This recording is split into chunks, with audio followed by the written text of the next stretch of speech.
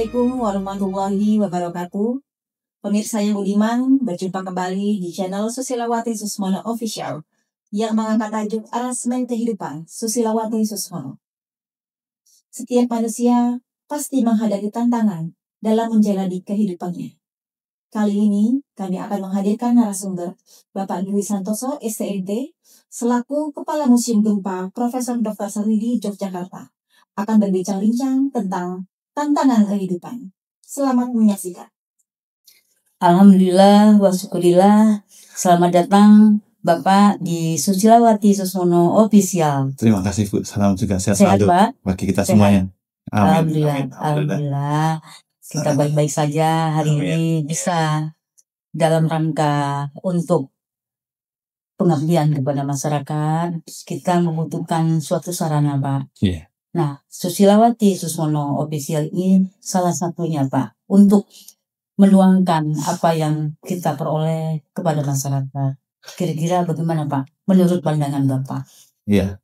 Jadi ketika kita hidup itu harus punya arti itu. Betul. Arti itu harus kita gali dan kita cari. Kalau kita nggak tahu, kalau nggak cari, orang seperti mengalir itu tahu-tahu sampai ke laut, nggak punya arti sama sekali.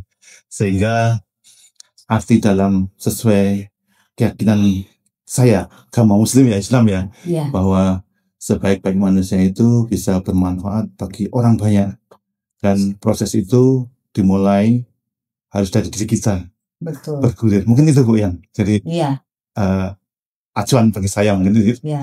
Di dalam rangka kita pengabdian kepada masyarakat ini, di Susilawati Susmono Official, Bapak memilih tajuk yaitu tantangan kehidupan. Nah, mengabdi kepada masyarakat itu tantangannya banyak sekali. Nah, salah satunya kerikil-kerikil kehidupan itu pro dan kontra dalam tantangan itu. Nah, bagaimana kita menyikapinya Pak? Mohon Pak. Jadi ketika kami bergelut beraktivitas di musim gempa itu Bu ya, tantangannya banyak sekali. Ada dua sisi Bu. Ketika kita mitigasi harus menyampaikan, tapi yang disampaikan itu ternyata bagi orang lain menjadi tantangan. Salah satu contohnya gini Bu ya, ketika kita mulai dengan mitigasi kemudian sosialisasi tentang gempa, banyak tantangannya. Pertama dulu waktu sebelum gempa Jogja 2004, 2002 itu masyarakat atau pemerintah itu melihat, wah ini berbahaya nanti. Kalau Jogja diinformasikan sebagai pusat gempa, kemudian akan terjadi gempa besar, pada takut. Kalau investor takut ke sini. Betul. Nah itu tantangannya Bu. Tapi kita pelan-pelan ya. Pasti ada pro kontranya. Itulah perlunya Pak yang mengedukasi masyarakat. Edukasi itu. Nah caranya bisa dengan pelan atau dengan frontal atau dengan lainnya. Tapi jangan sampai ketika edukasi itu, analoginya paling gampang begini. Kalau ada kita mau beli motor, takut tabrakan, jangan tabrakan dulu baru beli helm. Itu ya. Mungkin saya salah gambaran mudah. Itu gambarannya Pak ya, analoginya. Bahwa setiap kita melangkah ada tantangan, tidak akan luput ya Pak ya. Nah di dalam Susilawati Susmono Official ini juga 20 tahun Pak saya bagaimana merambah dunia yang namanya banyak sekali, dari dunia pendidikan, dunia museum, dunia galeri, UMKM ya, dunia usaha, kafe dan lain sebagainya. Pokoknya dilaksanakan dulu. Masalah hasil kita tidak bisa menentukan hasil itu. Yang penting kita berupaya. Nah, upaya salah satunya bagaimana mengedukasi itu Pak. Makanya museum serat holistik kehidupan itu salah satunya mengedukasi secara murni. Maksudnya orang berpikir gitu, digali itu berpikir, supaya jangan stuck pikiran itu kan. Kira-kira bagaimana Pak? Jadi kalau usia kita, saya punya ibu saya Bu ya. Ibu saya usianya 80 tahun. Jadi beliau karena saya kecil merasakan kerja kerasnya tinggi Bu. Tapi kerja kerasnya tinggi itu jangan sampai berhenti Bu, karena aktivitas tubuh kita kalau stagnan berhenti ini akan melemah lagi sampai di usia sampai beliau sekarang. Dan beliau alhamdulillah sekarang masih megang di Yayasan Kampus UPY.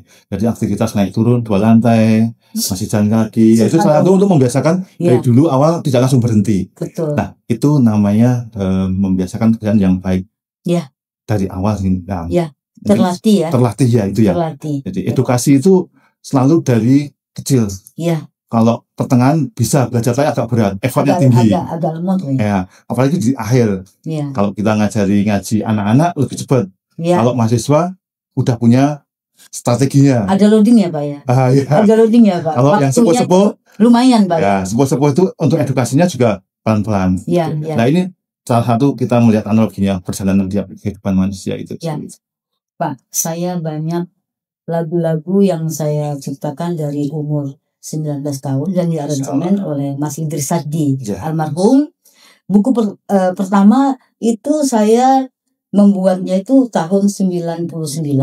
Di dalam buku itu ada lagu saya yang diaransemen beliau, yaitu Pasrah, dan ada banyak lagu kan, di atas 12 lagu.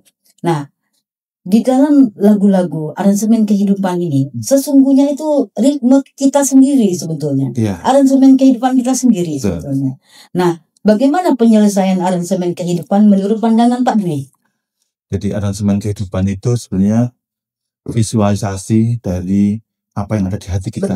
Betul. Jadi kalau kita berjalan dari umur kecil, ya aransemen kehidupan dari seumur itu. Betul. Kalau kita 50 tahun, ya 50 tahun kehidupan kita. Betul, baru ada aransemen. Ada lagu-lagu yang keluar, nada-nada irama. Jadi kalau di kita menggali aransemen itu, ya kita harus muhasabah.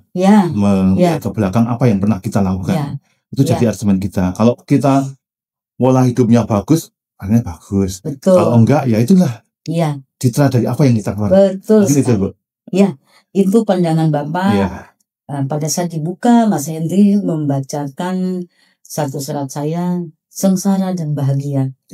Nah, itu merupakan ritme yang ada di dalam aransemen kehidupan itu. Kan ada do rendah dan do tinggi kan. Ada klimaksnya kehidupan. Nah, klimaks menurut pandangan Pak Dwi apa ya kira-kira? Ada beberapa atau 2 hal ya. Menurut saya secara pribadi, ada menurut standar.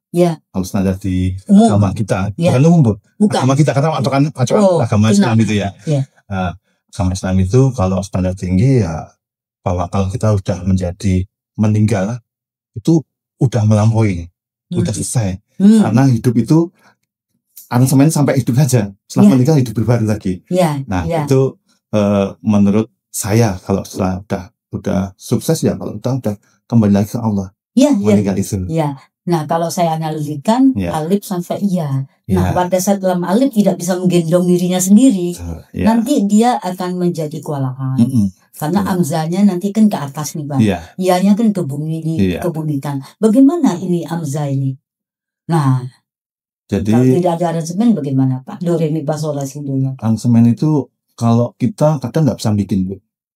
Aransemen itu mengalir. Karena hidup kita tidak bisa kita yang rencanakan. Hasil akhirnya kita tahu hasil akhirnya setelah kita tahu aransemen ternyata belakang tahu. Kalau kita ke depan mau merencanakan aransemen do re mi naik turun itu rencana, belum jadi aransemen. Aransemen setelah kita hidup, kita lampaui, baru kita hasil akhirnya muhasabah. Aransemen hidup kita seperti itu dan dibaca orang lain bukan kita, Bu. Nah, dinikmati oleh orang lain, namanya budi pekerti atau manfaat orang lain tuh kalau sudah meninggal. Mungkin itu, Bu. Begini Pak. Di dalam kehidupan pasti kan kita ada, kalau kita analogikan tadi, ada alif, ada lam, ada ha Allah yang sang pencipta, maha tahu, maha segala-galanya. Kalau kita dekat, otomatis kan kedekatan itu akan membawa hasil. Dan kita harus yakin bahwa dekat itu pasti ada hasilnya. Nah, kalau kita jauh pasti juga ada hasilnya. Tinggal hasilnya tuh yang baik atau yang buruk kan gitu kan. Jadi bermula dengan awal itu kita dikasih tahu orang tua dulu selalu berbicara dengan baik, berkeinginan baik, bermimpi dengan baik, berkata dengan baik, karena apa yang dikatakan itu nanti akan yang terjadi. Dan itu tidak sendirian, dikawal sama doa orang tua, doa ibu dan lainnya. Sehingga ketika kita berbicara orang tua atau ibu itu, kalau kita sampai dimarahi, ya nanti munculnya juga itu. Ya. Itu mungkin yang saya pahami tentang. Sedikit lagi Pak, saya ingin mengkorelasikan selama bertugas di Museum Gempa. Yeah. Apa yang Bapak petik hikmah yang terdalam dari hal tersebut Pak? Sebagai pembelajaran ke masyarakat. Jadi gempa itu adalah proses sunatullah. Kalau kita belajar anatomi tubuh, anatomi bumi, itu kan memang bumi berputar dan panasnya dalam. Yeah. Ketika panas dalam ada kerak lapisan-lapisannya. Yeah. Ketika di atas kerak bumi itu ada bergesernya itu bukan karena direncanakan. Yeah. Itu cuma rencana Allah, kita harus yakin satu itu. Tapi secara manusia berpikir seperti itu. Sehingga ada pergerakan bumi itu yang bergerak terus. Salah satu palas bumi itu keluar lewat gempa, lewat gunung Merapi lainnya. Sunatullahnya itu. Kalau itu terhambat, nggak meletus, nggak ada gerak bumi akan meledak. Ya. Nah, makanya kita harus memahami bahwa gempa adalah sunatullah. Kemudian kita gimana menghadapinya. Betul. Bukan berdoa nggak ada gempa, tapi kita harus meningkatkan namanya value ilmu kita untuk menghadapi bersanding dengan alam, dan sehingga kita aman. Tidak lupa juga ada sains di sini Bang. Sainsnya pasti ada karena sainsnya yang harus kita, ilmunya, edukasinya. Ya. Jangan kita tabrakkan, jangan ada gempa, jangan punya itu maksudnya jangan ditakut-takutin. Jangan ditakut-takutin. Ya. Bersahabatlah dengan itu alam. Bukan momo ya Pak. Bukan momo, bukan hantu ya Pak. Bukan hantu. Itu pasti akan terjadi Bu. Tapi ini Pak, maaf ya. Saya melihat di masyarakat ini justru itulah Pak yang harus kita edukasi Pak. Karena kalau melihat itu disebut hantu, disebut suatu menakutkan, padahal itu sunatullah tadi. Ya. Seperti ritmenya nadi kita yang ada di dalam bumi kecil kita. Ya, nah bumi besar pun gerakannya sama. Begitu kan nadinya. Kalau kita di rumah sakit kan di kan itu bergerak begitu kan. Pembacaannya ya, gempa bumi itu kan ya. Nah ini kan edukasi Pak sebetulnya. Sains Pak. Jadi ketika kita menghadapi sesuatu itu, harus kembali ke Allah, tapi harus belajar sainsnya. Betul. Nah itu yang harus kita edukasi. Ya. Jadi pemahaman itu ada ilmu ilahi, ilmu alam, ilmu dunia lainnya. Karena kita tidak bisa tanpa melewati dunia. Tadi kita nggak sukses. Ya. Dunia itu perjalanan untuk menuju sukses. Nah, suksesnya itu di akhir kalau kita meninggal itu. Ya. Gitu. Itulah sukses kehidupan Pak. Tantangannya itu yang memang harus diuji manusia itu. Tidak ada lepas ujian. Ujian cuma macamnya berbeda. Betul. Ada yang lapang, ada yang susah, ada yang sempit, ada yang itu ujian semuanya. Bukan yang lapang bukan ujian, yang susah jadi ujian, bukan itu. Dua-duanya sama-sama ujian. Alhamdulillah. Kata kuncinya semua manusia tidak luput dari ujian kehidupan untuk mendapatkan kualitas kehidupan itu sendiri, sukses kehidupan itu sendiri ya Pak ya. Karena ujian bukan berarti untuk tidak lolos ujian untuk meningkatkan kualitasnya ya. Gitu. Alhamdulillah, amin Pak. Dalam rangka Susilawati Suswono Official, dan ini pertemuan juga luar biasa, ini sangat singkat kita. Tetapi diharapkan hasilnya manfaat untuk orang banyak. Insya Allah. Jadi suatu yang ilmu bermanfaat itu harus ditularkan sampai. Alhamdulillah Pak. Nah, dalam rangka untuk penutupan podcast aransemen kehidupan bersama Pak Dwi, saya ada lagu pilihan, ada 3, Tuhan Maha Pasti, Carilah Allah, atau Kasih yang Suci. Tuhan pasti. Tuhan yang Maha Pasti. Yes, silakan Wan. Kita untuk menutup podcastnya dengan mengucapkan alhamdulillah Pak Dwi memilih Tuhan Maha Pasti. Selamat Pak. Selamat, terima kasih. Sama-sama. Sukses selalu musik.